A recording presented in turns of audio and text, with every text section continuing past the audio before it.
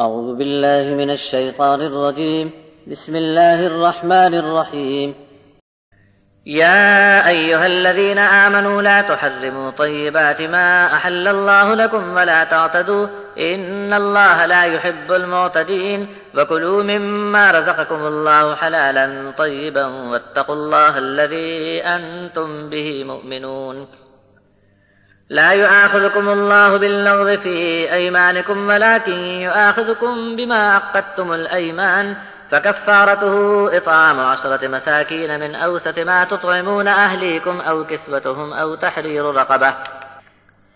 فمن لم يجد فصيام 3 أيام ذلك كفارة أيمانكم إذا حلفتم واحفظوا أيمانكم كذلك يبين الله لكم آياته لعلكم تشكرون يا أيها الذين آمنوا إنما الخمر والميسر والأنصاب والأزلام رجس من عمل الشيطان فاجتنبوه لعلكم تفلحون إنما يريد الشيطان أن يوقع بينكم العداوة والبغضاء في الخمر والميسر ويصدكم عن ذكر الله وعن الصلاة فهل أنتم منتهون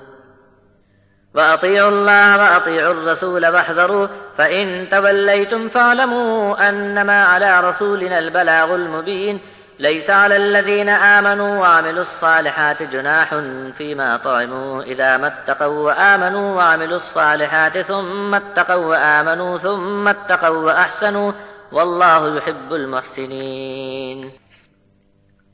اے ایمان والو، اللہ نے جو ستھری اور پاک چیزیں تمہارے لیے حلال کر دی ہیں ان کو حرام نہ کرو اور حد سے آگے نہ بڑھو، بے شک زیادتی کرنے والوں کو اللہ پسند ہی نہیں کرتا. اور کھاؤ اللہ کے دیے رزق میں سے حلال اور پاک چیزیں، اور اللہ کی نافرمانی سے بچو جس پر تم ایمان رکھتے ہو. تمہاری بیہودہ اور فضول قسموں پر اللہ تم کو نہیں پکڑتا، لیکن جان بوجھ کر پکے ارادے سے تم نے قسم کھائی تو پکڑ ہوگی. ایسی قسم توڑنے کا کفارہ یہ ہے کہ 10 مسکینوں کو کھانا کھلاؤ جیسا درمیانی درجے کا اپنے گھر والوں کو کھلاتے ہو، یا 10 مسکینوں کو کپڑا پہنا دو، یا 1 گردن آزاد کر دو. پھر جو کوئی یہ نہ کر سکے تو 3 دن کے روزے رکھے. جب ایسی قسم کھا بیٹھو تو یہ تمہاری قسموں کا کفارہ یعنی اتار ہے، اور حفاظت کرتے رہو اور تھامے رہو اپنی قسموں کو.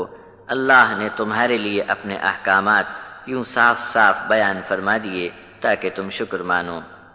اے ایمان والو، شراب اور جوا اور بتوں کے استھان